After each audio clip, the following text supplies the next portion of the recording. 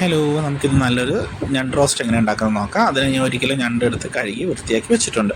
ഒരു പാൻ അടുപ്പത്ത് വെച്ച് ചൂടായപ്പോഴേക്കും അതിലേക്ക് 2 ടേബിൾ സ്പൂൺ കോക്കനട്ട് ഓയിൽ ചേർക്കുകയാണ്. കോക്കനട്ട് ഓയിൽ യൂസ് ചെയ്യുന്നത് വെച്ചാൽ കുറച്ചും കൂടി ഫ്ലേവറും ടേസ്റ്റും കൂടാൻ വേണ്ടിയാണ് കോക്കനട്ട് ഓയിൽ യൂസ് ചെയ്യുന്നത്. അറിയാമല്ലോ, കോക്കനട്ട് ഓയിലിന് പൊതുവെ നമുക്ക് ഫ്ലേവേഴ്സ് കൂടുതലാണ്. അപ്പോൾ കോക്കനട്ട് ഓയിലിലേക്ക് ചൂടാകുമ്പോൾ ഒരു 1/2 ടീസ്പൂൺ കടുക് ഇട്ട് പൊട്ടിക്കുക. കടുക് നന്നായിട്ട് പൊട്ടിക്കഴിയുമ്പം ഇഞ്ചി വെളുത്തുള്ളിയും ഒന്ന് ചതച്ചത് ചേർക്കുക. പേസ്റ്റ് വേണ്ട, നന്നായിട്ട് ചതച്ചതോ കുത്തിയരിഞ്ഞതോ ചേർത്തിട്ട് നന്നായിട്ട് വഴറ്റിയെടുക്കാം. ഇഞ്ചിയും വെളുത്തുള്ളിയും നന്നായി ഒന്ന് വഴണ്ടി വരുമ്പോൾ നമ്മൾ അതിലേക്ക് 2 തണ്ട് കറിവേപ്പിലയും കൂടിയിട്ട് നന്നായിട്ട് ഇടുക. അതിലേക്ക് തന്നെ 3 സവാള കുത്തിയരിഞ്ഞതും കൂടി ചേർത്ത് കൊടുക്കാം. ഇപ്പം ഞാൻ വലിയതായതുകൊണ്ടാണ് 3 സവാള എടുത്തേക്കുന്നത്. ഇത് ചെറിയതാണെങ്കിൽ, നിങ്ങളുടെ കയ്യിലുള്ള ചെറുതാണെങ്കിൽ 2 സവാള കൂടി എക്സ്ട്രാ ഇട്ടിട്ട് നന്നായിട്ട് മൂപ്പിച്ചെടുക്കുക. ജസ്റ്റ് ഒന്ന് മിക്സ് ചെയ്തതിന് ശേഷം നമ്മൾ ആവശ്യത്തിനുള്ള ഉപ്പും കൂടി ചേർത്ത് കൊടുക്കുക. നമ്മൾ സാധാരണ സവാള വഴണ്ടാൻ വേണ്ടി കുറച്ച് ഉപ്പിടും. അപ്പോൾ അത് നോർമലി നമുക്ക് ആവശ്യമുള്ള ഉപ്പ് ആദ്യം തന്നെ ഇട്ട് കൊടുക്കുക.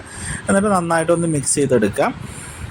ജസ്റ്റ് ഒന്ന് മിക്സ് ചെയ്തതിന് ശേഷം ഇതിലേക്ക് നമ്മൾ ഇനി ചേർക്കുന്നത് ഒരു 3 പച്ചമുളകാണ്. ഇത് റൗണ്ടിൽ. ഇപ്പം നിങ്ങൾക്ക് എരിവ് കൂടുതൽ വേണമെന്നുണ്ടെങ്കിൽ കൂടുതൽ ചേർക്കുക. ഇപ്പം ഞാനിവിടെ ഇതിന് പൊതുവെ എരിവുണ്ട് പച്ചമുളക്, അതുകൊണ്ട് ഞാനൊരു 3 പച്ചമുളക് അരിഞ്ഞതും കൂടി ചേർത്തിട്ട് നന്നായിട്ടൊന്ന് മിക്സ് ചെയ്യുന്നുണ്ട്. സവാള നന്നായിട്ട് വഴണ്ടി വരുമ്പോൾ അതിലേക്ക് നമുക്ക് 2 തക്കാളി കൂടി ചേർത്തിട്ട് മിക്സ് ചെയ്യാം. അത്യാവശ്യം വലിയ 2 തക്കാളി എടുത്തേക്കുന്നത് ഒന്ന് ചെറിയ കഷ്ണങ്ങളെ കുത്തി അരിഞ്ഞിട്ട് നന്നായിട്ടൊന്ന് മിക്സ് ചെയ്യാം. തക്കാളി ജസ്റ്റ് ഒന്ന് ഉടഞ്ഞ് വന്നതിന് ശേഷം നമുക്കിതിലേക്ക് ഒരു 1/2 ടീസ്പൂണ് മഞ്ഞൾപ്പൊടി, അതേപോലെ 2 ടേബിൾ സ്പൂൺ മുളക് പൊടി, 2 ടേബിൾ സ്പൂണ് മല്ലിപ്പൊടി. ഇതിലിപ്പോൾ ഞാൻ കാശ്മീരി ചില്ലി പൗഡറാണ് കൂടുതലുള്ള. ഇതിലേക്ക് തന്നെ മറ്റ് എരിവുള്ള മുളകും കൂടി മിക്സ് ആയിട്ടാണ് പൊടിച്ചേക്കുന്നത്. അപ്പോൾ അതുകൊണ്ട് അങ്ങനെ ഇപ്പോൾ എരിവ് കൂടുതലാണെങ്കിൽ മുളകിൻ്റെ അളവ് കൂട്ടാം. ഇപ്പോൾ 2 ടേബിൾ സ്പൂൺ മല്ലിപ്പൊടി ഇട്ടു, പിന്നെ കുറച്ച് ഗരം മസാലയും കൂടി ഇട്ടിട്ട് നന്നായിട്ട് മിക്സ് ചെയ്യാം. ഇതിൻ്റെ പച്ചമണം ആവുന്ന പോലെ മാറുന്ന വരെ നന്നായിട്ടൊന്ന് മിക്സ് ചെയ്തിട്ട് എടുക്കാം. എല്ലാം കൂടി നന്നായിട്ട് മിക്സായി എടുത്തതിന് ശേഷം പച്ചമണം മാറിയതിന് ശേഷം നമ്മൾ കഴുകി വൃത്തിയാക്കി വെച്ചേക്കുന്ന ഞണ്ട് ഇതിലേക്ക് ചേർത്തിട്ട് നന്നായിട്ടൊന്ന് മിക്സ് ചെയ്ത് കൊടുക്കാം. ഇപ്പം നമ്മൾ വെള്ളമൊന്നും ചേർക്കുന്നില്ല. നന്നായിട്ട് മിക്സ് ചെയ്തിട്ട് ഒരു 3 മുതൽ 5 മിനിറ്റ് വരെ ഒന്ന് വേവിച്ചെടുക്കാം. അടച്ചു വെച്ചിട്ടുണ്ടെങ്കിൽ ഇടയ്ക്ക് ജസ്റ്റ് ഒന്ന് ഇളക്കി കൊടുക്കാൻ ശ്രദ്ധിക്കുക, അല്ലെങ്കിൽ അടിക്ക് പിടിക്കും. ചെറിയ തീയിൽ ഒന്ന് ജസ്റ്റ് ഒന്ന് കുക്ക് ചെയ്തിട്ട് എടുക്കാം.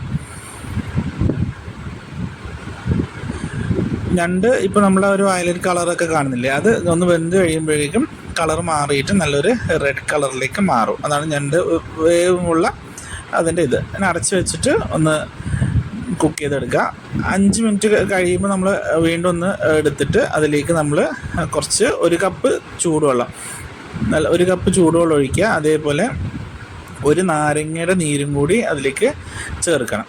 അപ്പോൾ വെള്ളം ഒഴിച്ചിട്ട് നന്നായിട്ടൊന്ന് മിക്സ് ചെയ്യുക. എന്നിട്ട് അതിലേക്ക് നമ്മൾ ചെറിയൊരു നാരങ്ങയുടെ നീര് ഫുൾ ഒഴിക്കണം കേട്ടോ. 1 നാരങ്ങയുടെ നീരും കൂടി ഒഴിച്ചിട്ട് നന്നായിട്ടൊന്ന് മിക്സ് ചെയ്തെടുക്കാം. നല്ലപോലെ എല്ലായിടത്തും മസാല എത്തുന്ന പോലെ നന്നായിട്ട് മിക്സ് ചെയ്തിട്ട് ഒന്ന് ജസ്റ്റ് ഒന്ന് അടച്ച് വെച്ചിട്ട് ഒന്ന് കുക്ക് ചെയ്യാം.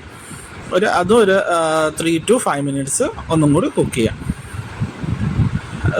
അടച്ച് കുക്ക് ചെയ്യുമ്പോൾ ജസ്റ്റ് ഒന്ന് എടുത്തിട്ട് ഇടയ്ക്കൊന്ന് ഇളക്കി കൊടുക്കുന്നതൊക്കെ നല്ലതാണ്. ഇപ്പോൾ നമ്മൾ ഞണ്ടൊക്കെ നന്നായിട്ട് വെന്ത് വന്നിട്ടുണ്ട്.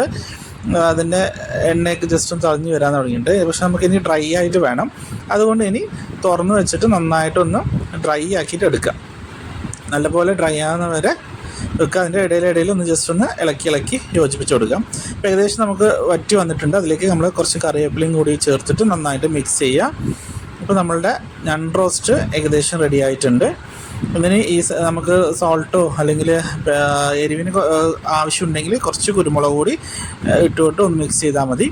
നമുക്കിതൊന്ന് സെർവ് ചെയ്യാം.